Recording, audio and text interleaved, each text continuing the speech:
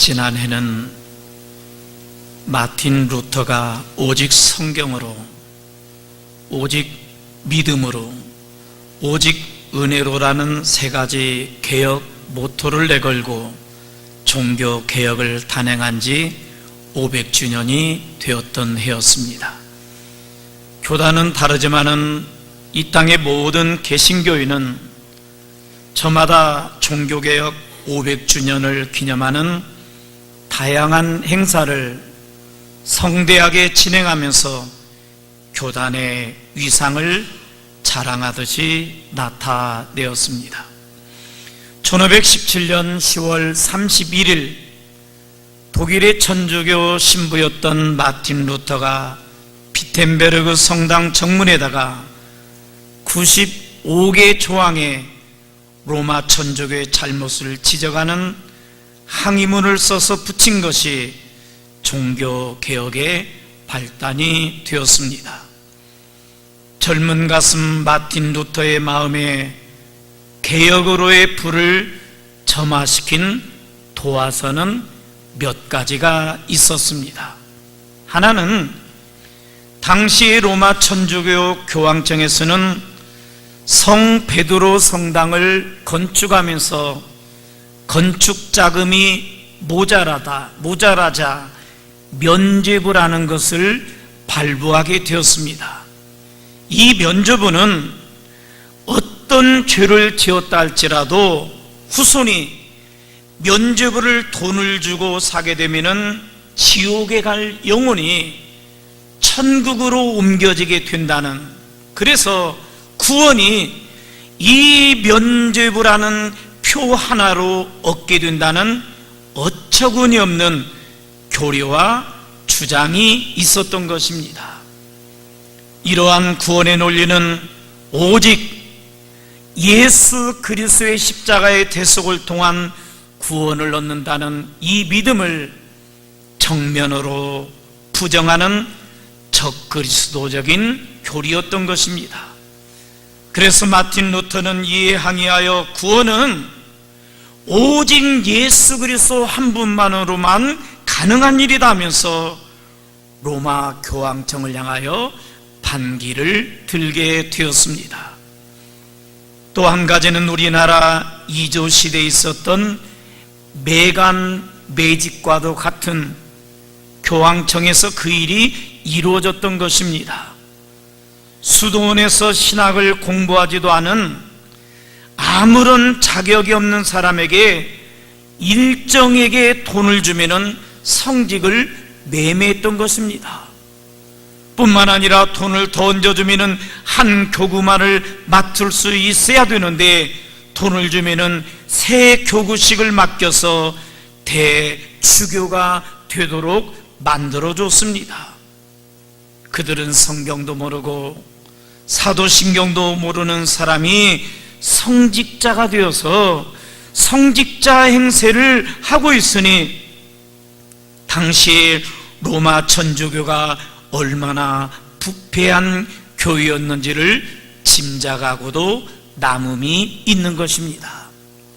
또 한 가지는 AD 1100년에 고행이라는 교리를 로마 교황청은 만들어냈습니다. 너희들이 이러한 고행을 해야만이 구원을 얻게 된다는 것이고, 대표적인 몇 가지 고행은 마른 빵 몇 조각과 물만 먹으면서 몇 년간의 단식 수도를 해야 된다. 험난하고 먼 길을 걸어서 성지를 순례해야만 구원을 얻을 수 있다. 로마 교황청에 오르는 높다른 그 계단을 무릎으로 기어 올라야만이 너희들은 그러한 고행을 통해서 구원을 얻을 수 있다. 모든 인간의 선행과 공로를 강조함으로 구원을 얻게 된다는 커다란 잘못된 교리를 교황과 교황청은 성도들에게 퍼뜨렸던 것입니다.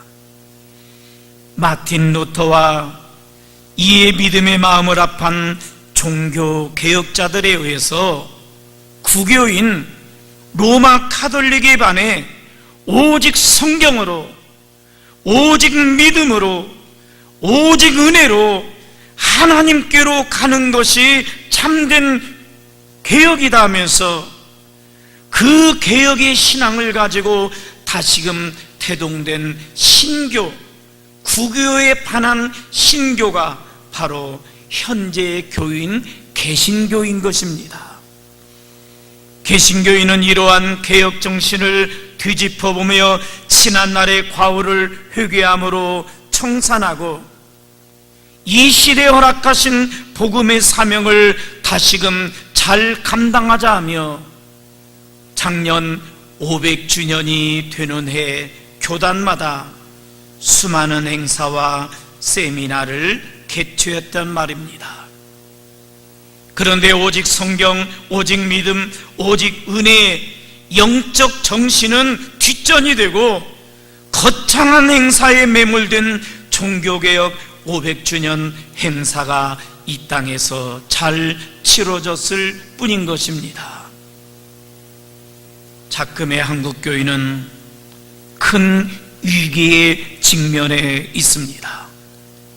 저출산 문제와 고령화, 급증하는 실업률, 이단과 이슬람의 범람, 세대 간의 갈등, 동성애와 같은 성도덕의 문란이 어느덧 교회의 턱 밑까지 다가와서 교회를 영적으로 교란시키고 성장 둔화와 약화를 일으키고 있습니다.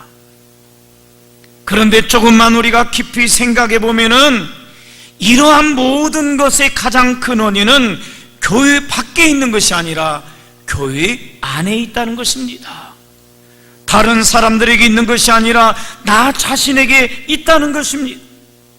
내가 깨어서 하나님의 말씀대로 살지 아니하고 깨어 기도하지 아니하고 이 시대의 아픔과 문제들을 끌어안고 하나님 앞에 아뢰지 아니한 먼저 믿은 내 탓이 가장 크다는 것입니다.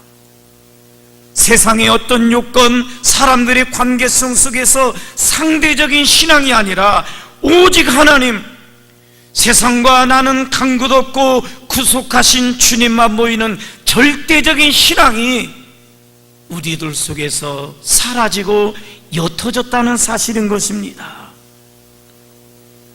이 문제가 나 자신에게 있다는 것, 교회 밖이 아니라 교회 안에 있는 우리들의 문제라는 것을 깨닫지 못하는 것 자체가 영적 약화의 한 단면인 것입니다. 교회답지 못하고 그리스도인답지 못함의 원인을 다른 측면에서 이야기할 때는 어느 정도 우리가 아니야라고 항변할 수 있겠지만 내 스스로 기도하지 아니하고 말씀대로 살지 아니하고 오직 주님이라는 그 일에서 영적으로 약화된 것으로 인하여 세상이 나를, 교회를 손가락질하면은 우리는 변명의 여지가 없다는 것입니다. 무시해버려도 그만이겠지만 세상 사람들은 비아냥거리듯이 개신교인 기독교를 개독교라고 말합니다. 개념이 없는 사람들이 모인 공동체라고 비하하여 말하고 있습니다. 이런 말들을 우리는 기분 나쁘게만 생각할 것이 아니라 그 말을 내 가슴에 담고 하나님 앞에 조용히 엎드려서 한 번쯤 생각해 보아야 합니다. 나 때문에 기독교가 개독교라고 소리를 듣고 있지는 않았는지, 정말 내가 하나님의 말씀에 굳게 서서 세상의 그 어떤 것 때문에 흔들리지 아니하는 믿음을 지키지 못하고 그저 하나님보다도 세상 것, 세상의 어떤 조건이 더 나를 크게 흔들어대는 개념 없는 신앙생활을 해나오지는 않았느냐 이 말입니다. 하나님의 자녀요, 그리스도인이라고 자부하면서도 나의 언행과 마음 씀씀이가 짐승 못한 삶을 살지는 않았는지, 그리고 하나님께서 주신 생명의 말씀과 믿음과 은혜의 개념이 내 신앙 속에서 확고히 서 있지 아니하는 신앙생활을 하지 않았는지, 영적으로 깨어있고 영적으로 세워진 확고한 믿음으로 흔들림 없이 잘 달려왔는지, 나를 하나님 앞에서 한번 생각해 보자 이 말이에요. 세상이 교회가 그렇다 저렇다라고 말하고 우리들이 교회가 어떻다라고 말하기에 앞서서 나를 보자 이 말이에요. 이 성전에 있는 마이크가, 이 성전에 있는 오르간이 영적으로 강하고 약하냐 이 말이에요. 교회를 이루는 사람인 내가 영적으로 강하고 약한 것 아닙니까? 그러니 이러한 비난과 비판의 소용돌이에 가장 큰 화살을 맞을 자는 먼저 믿는 교회를 이루는 그리스도인인 내가 아니더란 말입니까? 하나님은 그러나 여전히 우리 교회와 사랑하는 성도들에게 교회와 성도로서의 권위를 가질 수 있는, 그 권위를 다시금 회복할 수 있는 힘과 재료를 공급해주고 계십니다. 그러므로 오늘의 말씀을 통해 다시 한번 영적 권위를 회복하여 제발 이 시대의 풍조에 말과 생각으로 휩쓸리지 말고 그리스도인답게, 하나님을 믿는 믿음의 사람답게, 예수 그리스도를 통하여 구원받아 하나님의 은혜 아래 거하는 거룩한 백성답게 육체의 남은 날들을 살아갈 수 있기를 간절히 기원합니다. 그리스도 밖에 있는 이방인이 그 마음에 허망한 것으로 행하는 것이 무엇인가를 알아야 됩니다. 그리고 나는 그리스도 안에 있다고 하면서 그들과 같이 허망한 것으로 행하는 모습이 없었는가 한번 생각해 보시기 바랍니다. 참 요즘 어린아이들을 보면 안쓰럽다는 생각으로 가득합니다. 아파트에서 노란 차를 타기 위해서 엄마나 할머니의 손을 붙잡고 있는 아이들을 보면은 한 3, 4살밖에 되어 보이지 않습니다. 뭐 다들 때 되어서 보내니까는 내 새끼는 뒤처지지 않기 싫어서 보낸다기보다는 일찍이 공동체 생활을 통해서 사고력, 이해력, 또 재능을 트이게 만들어서 훌륭한 인물이 되게 만들려는 어른들의 바람일 것입니다. 우리 교인 중에 언젠가 너무 어린 손주를 어린이집에 보낸다고 하기에 그 어린애를 벌써 어떻게 보내요? 라고 했더니 할머니 말씀이, 목사님 그렇게라도 해야 발이라도 뻗어보지 하루 종일 어떻게 뒤치다꺼리 해요? 라고 말을 합니다. 아이를 보면 안쓰럽고 할머니 말씀도 이해가 안 되는 것이 아니어서, 그래서 그냥 그 집안에서 알아서 하라고 내버려 뒀습니다. 그런데 이 소중한 아이를 큰 기대를 가지고 어린이집에 갔다 왔어요. 보냈어요. 뭐 이건 특별한 한 부분입니다. 그런데 행동이 거칠어요. 표정이 어떻게 어두워요. 아이가 사용하는 언어가 막 욕도 많이 하고 부정적이다면은 여러분 얼마나 놀랍고 당황하겠습니까? 거기는 아이의 심성이라기보다도 어울림의 환경이 그런 영향을 받을 수 있는 가능성도 높지요. 가령 만에 하나 담당하는 교사의 표정이 막 어둡고 막 신경질적이다거나 가까이하고 자주 도는 그 짝꿍들의 말투와 행동이 항상 그럴 수도 있는 가능성이 높지요. 무엇을 접하느냐, 누구와 함께하느냐, 어떤 환경에서 내 인생이 많이 자리매김되느냐, 알게 모르게 나는 답습하고 습관적으로 행하는 그 테두리 속에서 내 것으로 스며든다는 것입니다. 부부가 긍정적인 측면에서 닮았다는 이야기를 들었을 때, 참, 두 분은 왜 이렇게 밝아요? 두 분은 왜 이렇게 예쁘고 잘생겼어요? 두 분은 왜 이렇게 영성이 뜨거워요? 참, 이 이야기를 들으면 얼마나 기분이 좋겠습니까? 전혀 다른 가문, 성별, 삶의 토양에서 성장한 남녀가 만났으니 많이 닮지 않는다는 것, 그것이 어쩌면 정상입니다. 부부가 닮지 않았다는 것 이상한 일이 아니다 이 말이에요.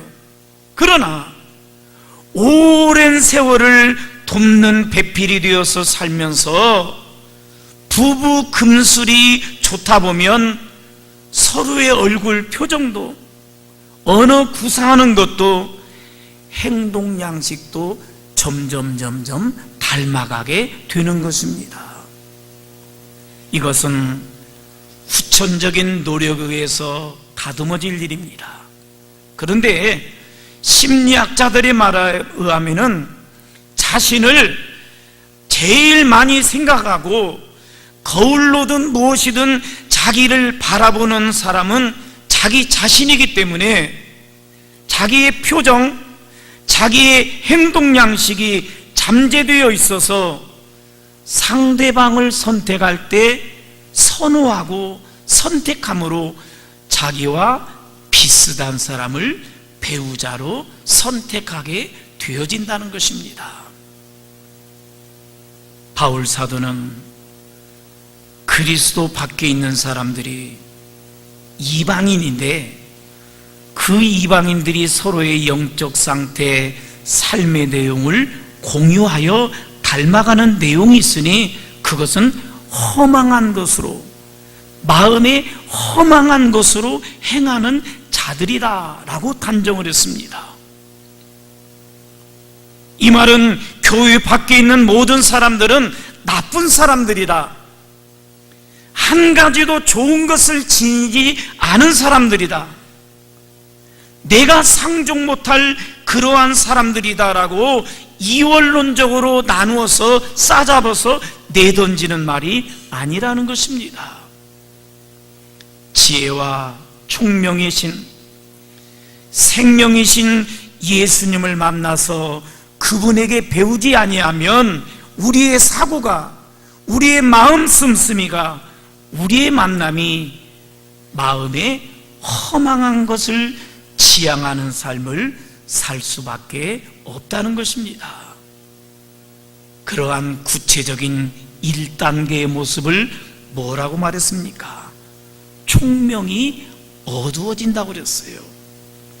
총기가 없어요. 눈도 풀려서 힘이 끓여야 합니다. 말하는 거, 행동하는 것이 하자는 것인지 말자는 것인지 총기가 담겨지지 않은 어두운 삶을 산다는 겁니다.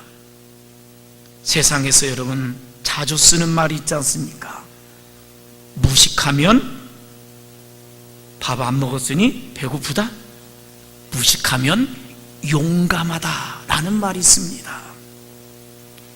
디모데후서 2장 7절에 보면 내가 말하는 것을 생각해 보라, 주께서 범사에 네게 총명을 주시리라 라고 말씀했습니다.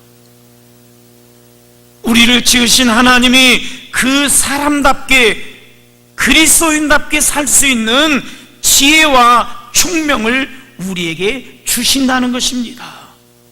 그렇기 때문에 세상적인 학문으로 말 때는 학박사가 똑똑한 것 같지만은 하나님 나라에서는 하나님의 총명을 입은 자가 가장 능력자로 쓰임받는 것입니다.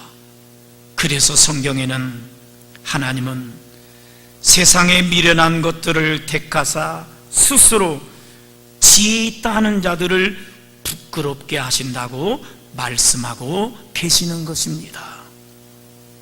따라서 하나님에게서 멀어지고 하나님에게서 떨어져 나간 사람은 총명이 어두워진 미련한 인생길을 선택하여 걸어갈 수밖에 없습니다. 하나님에게서 멀어지고 말씀을 통해 가르쳐 주신 그 말씀을 순종함으로 받아 이행하지 아니하면 내게서 영적인 총명이 어두워지는데 그것으로 끝나는 것이 아니라는 것이 문제의 심각성이 있는 겁니다. 연쇄작용이 일어난다는 거예요. 총명이 어두움으로 그치지 아니하고 다음 단계 또 다른 단계로 진전되는데 그 내용을 성경 18절은 이렇게 말합니다. 그들의 총명이 어두워지고 그들 가운데 있는 무지함과 그들의 마음이 굳어짐으로 말미암아 하나님의 생명에서 떠나 있도다라고 말입니다. 하나님에게서 멀어지고 등져서 영적인 총명이 어두워지면은 그 다음에 나타나는 현상은 무지함입니다. 지혜가 없이 행하는 것입니다.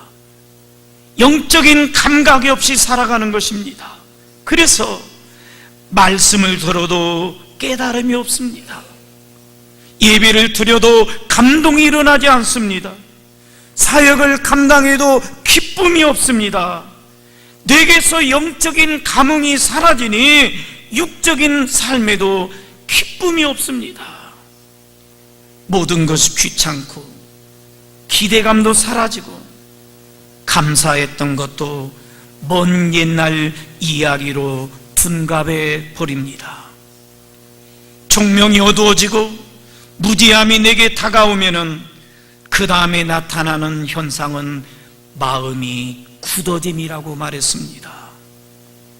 누가 뭐래서가 아니라 스스로 자기를 총명 없음과 무지함의 생각 속에 가두어 버립니다. 마음이 완악함으로 굳어집니다. 그래서 나 위에 내 밖에 있는 모든 사람이 서운해지고 미워지고 모든 대상이 귀찮은 존재로 내던져집니다.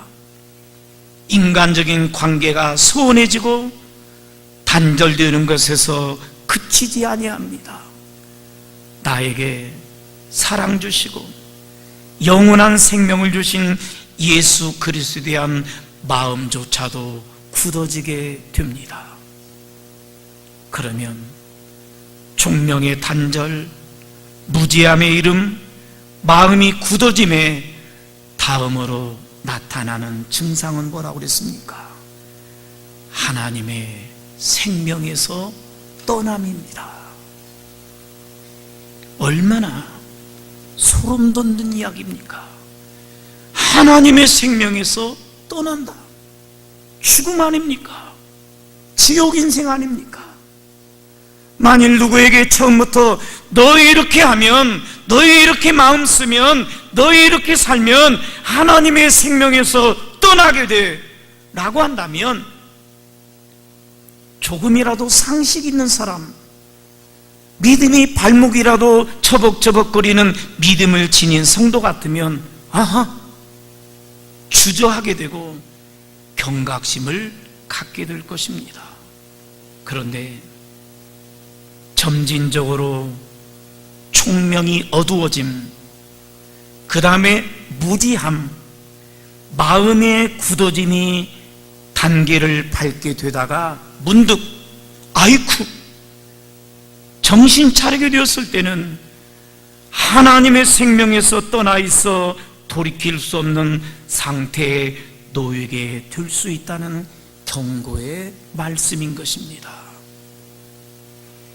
하나님의 생명에서 떠난 상태는 어떻게 내 삶이, 내 인생이 진전됩니까? 19절에 보니 그들이 감각 없는 자가 되어 자신을 방탕에 방임하여 모든 더러운 것을 욕심으로 행하되 그랬습니다. 여러분, 감각 없다는 것이 뭡니까? 자각 증상이 없다는 거예요. 자각 증상이 없다가 어느 날 큰 병이 들었다. 때 늦은 거 아닙니까? 조금만 뭐가 내 몸에 이상이 생겨도 자각 증상이 와서 입맛이 떨어지거나 얼굴이 노래지거나 아니면은 다양한 건강의 이상 징조가 나타나야 되는 거 아닙니까? 옆에서 꼬집었는데 어느 부위가 아픔을 느끼지 못한다. 이거 큰 문제 아닙니까? 하나님의 말씀이 나에게 들려오고 내 양심에 부딪혔을 때 감각이 일어나야 돼요. 잘못했구나, 뉘우쳐야 되겠구나, 되돌아가야 되겠구나. 영적 자각 증상이 있어야 되는데 감각 없는 자가 된다 이 말이에요. 그럼 어떻게 됩니까? 죄가 죄인지, 내가 지금 불순종하는 것인지, 하나님의 마음을 아프게 하는 것인지, 나에게나 교회에게 해가 되는 일을 하고 있는 건지, 그것이 감각 없는 자가 되어서 방탕의 길을 걸어도 그것이 잘못됐다 느끼지 못하고 그냥 될 대로 되라고 방임하는 자리에 나를 내던진다는 것입니다. 얼마나 무서운 일이고 얼마나 가슴 아픈 일이 일어날 상황입니까? 그런데 하나님은 이 연쇄 작용의 끝에 다다르지 않도록 그것을 단절시키고 이제는 거꾸로 치고 올라가 회복하는 유일한 방법을 우리에게 주십니다. 믿음으로 하나님의 은혜를 깨닫고 하나님의 말씀 앞에 다시금 엎드리며 하나님께로 돌아가는 만이, 하나님에게로 얼굴을 마주보게 서는 것이 나의 살 길이라고, 잃어버린 영적 감각을 회복하는 일이라고 우리에게 말씀하고 있습니다. 인생의 산전수전을 다 겪으신 어르신들은 후손들에게 어른 말을 들으면 자다가도 떡을 얻어먹게 된다고 그랬습니다. 예수님 말씀 들으면은 죽을 자리에서도 생명의 떡을 얻어먹게 될 줄로 믿습니다. 그러므로 여러분, 세상의 어떤 조건이 나를 세워주지 않습니다. 내가 하나님 앞에 내 심령이 새롭게 되어야만이, 하나님의 은혜를 받고 영적 감각이 살아있어야만이 오늘 이 순간을 생명의 삶을 살다가 주님 언제 오시더라도 아멘, 주 예수여 어서 오시옵소서 하고 주님을 맞이할 수 있다는 것입니다. 이제 다시금 내 생각, 총명이 어두워진 생각, 무지한 생각, 마음이 굳어진 생각을 따라갔던 내 생각을 이 시간 잘라내버리고 뒤돌아서서 조용히 하나님을 따라 나서십시다. 생명의 구주, 길과 진리신 예수님만을 따라가시기 바랍니다. 내 인생을 끝날까지 비추어질 하나님의 말씀과 그 은혜를 따라 나섬으로 여러분의 심령이 새롭게 되는 진정한 개혁으로 말미암아 개혁된 여러분의 신앙을 통해서 이 시대가 복음으로 개혁되어지는 놀라운 역사가 일어나게 되시기를 주의 이름으로 간절히 축원합니다.